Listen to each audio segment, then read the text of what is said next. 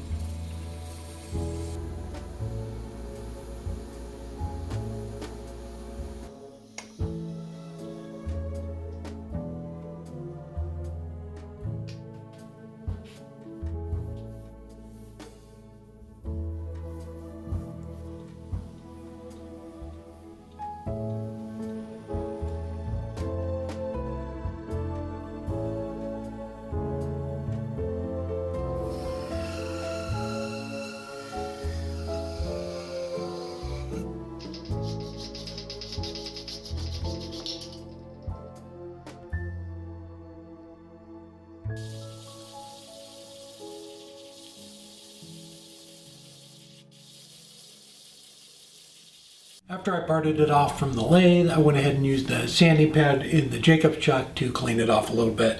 Well, there it is, about 4 inches. It's not quite round either because I was a little worried about the height of the tree and one of the boxes. It was getting really close to the side of it. So I made a list of things that I wouldn't do again next time, or maybe could do a little bit more research. It's just a short list here. Anyway, the globe. So I used the Supercast, which worked okay. It didn't crack or anything on me. I didn't try and adhere it to wood though, so I'm not sure about, because I've turned a lot of resin and a lot of like hybrid spheres and things, but they're always attached to wood that's been stabilized. So for this, it's not really meant to be poured, I don't think, this thick. So the bubbles, I'll show you the pictures of it up there. What happened was when I did the original bottom of it with the what do you call it? The cotton. It's the stuff you put around the bottom of Christmas trees is what it was. So I should have left it in the tube, because when I pulled it out and put all the trees and everything, I put it back in and it wasn't perfectly round. After I got it back in, there was little gaps around it, and I should have filled those in, because what it did is it created a little air pockets in there, and those bubbles right there are from the air seeping into the side of it. I don't have a pressure pot, so if I had a pressure pot, it would have taken care of that problem of it. But I did have somebody email me that they had some questions about pouring resin, the stone coat resin.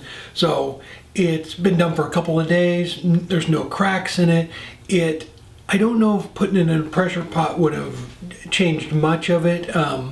Obviously, it probably would have taken those little bubbles out of it, but it was just kind of, I think if you're gonna do deep casting stuff like this, I would use the Alumilite Clear. I will put a link down below in the description to Zac Higgins' channel and Jake Thompson.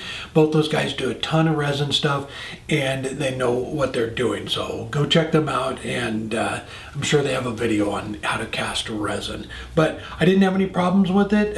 As far as cracking, it was just it was those air bubbles that came in from the side, and I think that was the main issue. So I need to get a pressure pot. I need to get one, and I think there's a cheap way to do it too. I think Jake has a video on turning like a Harbor Freight pressure pot into or buying one from there and doing some modifications to it.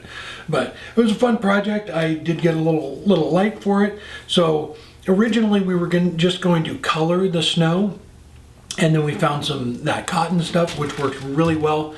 The light shines right through it, so it creates a nice glow inside of there. One other thing is I CA glued the presents down, and it turned yellow. And so I don't know if it was because I didn't let it dry all the way, or if that's just the way it reacted to the resin. But you can see under the presents, it's a yellowish tint to it. So I would probably not use the CA glue again. I don't know. Other than that, it's a fun project, but yeah, definitely do a few things different. I do like the way that cotton stuff worked. It's not like cotton balls. It's actually kind of a little bit stiffer. So it worked really well and held its shape. When I was kind of worried when I put it in there and then poured the resin on it, I thought it was just going to smash it all down flat, but it didn't. It all held its shape, and it worked out really nice, especially for a project like that. Let me think what else. I don't know. I'm not a resin caster, but I do think it turned out nice, and I had fun with it. But yeah, definitely the bubbles kind of ruined that a little bit. But it's all good. It's all a learning curve, right? All right. Hope you enjoyed the video. If you did, please hit the like and subscribe button, and we will see you next time.